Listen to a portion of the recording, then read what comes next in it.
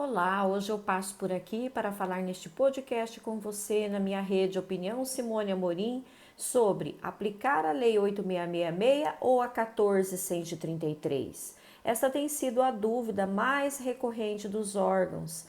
Aliás, muitos destes órgãos a nível de país, então não é uma realidade exclusiva do seu órgão, acredite, estão ainda bem perdidos em relação às ações de governança necessárias para a aplicação da nova lei de licitações, ou seja, ações que devem anteceder a transição e ainda iniciam processos, especialmente da dispensa de licitação, quando os valores na nova lei são majorados em relação à nossa atual Lei 8666, sem as ações necessárias para que o processo seja adequadamente conduzido, ou seja, as pessoas, os órgãos, todos ainda estão perdidos em relação à nova lei e com certeza devem sim aguardar os primeiros precedentes e as primeiras decisões que irão sair nas nossas cortes pátrias sobre este assunto.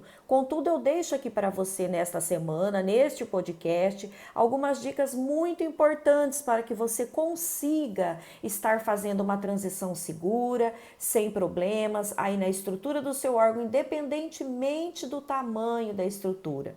E não se esqueça, eu sou Simone Amorim, o meu canal Opinião Simone Amorim está aqui à sua disposição todas as semanas falando um pouquinho sobre a nova lei de licitações para que ela não seja um elemento difícil, para que você não tenha dificuldades na sua interpretação e no entendimento dos normativos que constam das entrelinhas, aquilo que não está escrito.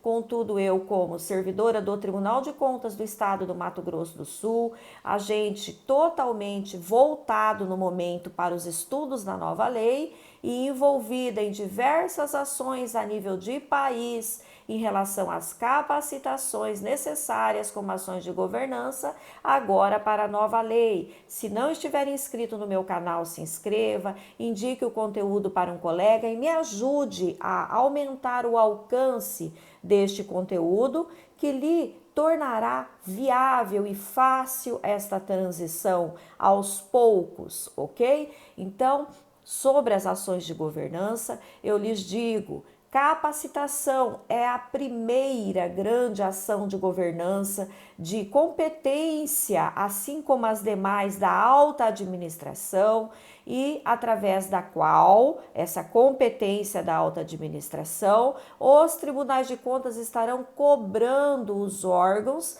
quanto a estas ações. Então, a capacitação para facilitar o entendimento e a aplicação não somente conceitual, mas a interpretação, principalmente, especialmente, daqueles normativos que estão sendo muito discutidos a nível de país, cujos entendimentos dentre os doutrinadores e os principais órgãos do país que auxiliam aí nesses primeiros precedentes ainda estão destoando, ou seja, há polêmicas, ainda há que ser discutido e melhorado o entendimento para se formar os primeiros precedentes. Então, a capacitação é o que vai fazer com que o seu órgão compreenda, inclusive, a distância que ele está da aplicação segura da Lei 14.133. Aliás, sobre a aplicação e ainda sobre as ações de governança, nós precisamos entender quem irá conduzir o processo de dispensa.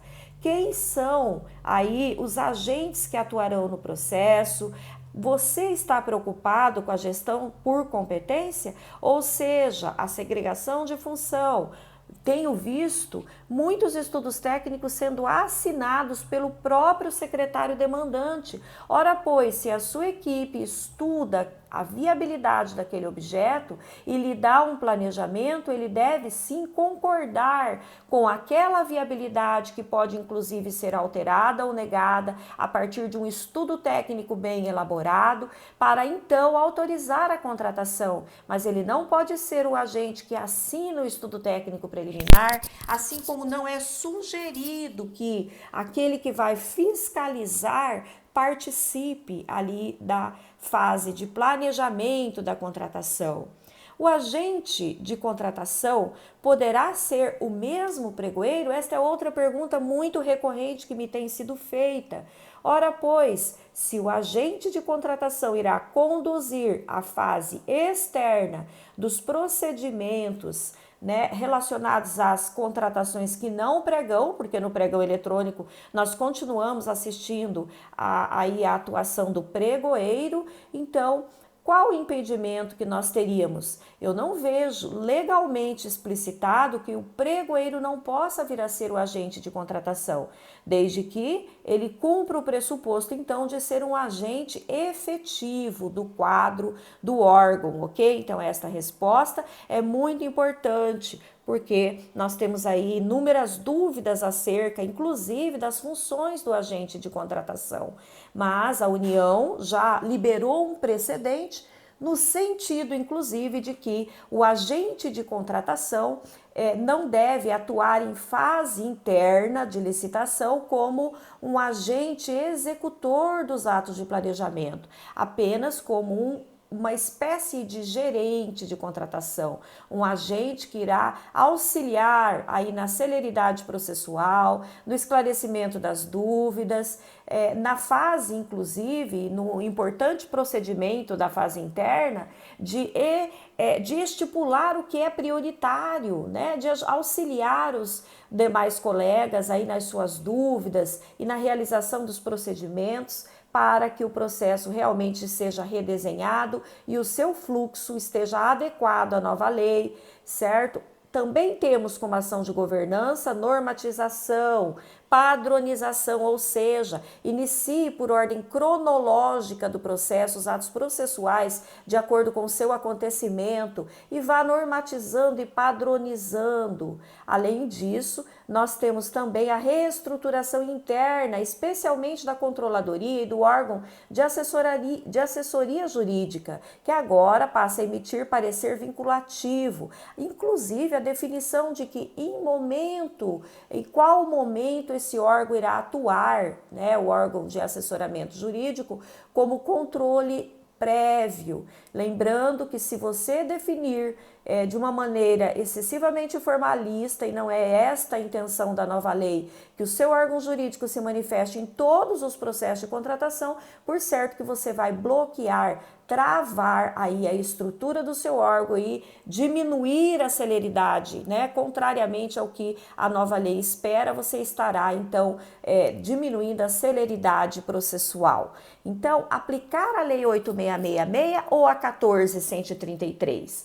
Vejamos que é importante que você esteja adotando as primeiras ações de governança, constituindo a comissão de transição para a nova lei de licitações, o cronograma de transição e, por certo, inserindo sim algumas licitações pela 14.133, inclusive para treinar a sua equipe, para adquirir experiência e aplicar futuramente, quando a transição for definitiva, o novo regime de licitações que veio tão alterado agora, tão melhorado e tão focado na fase de planejamento.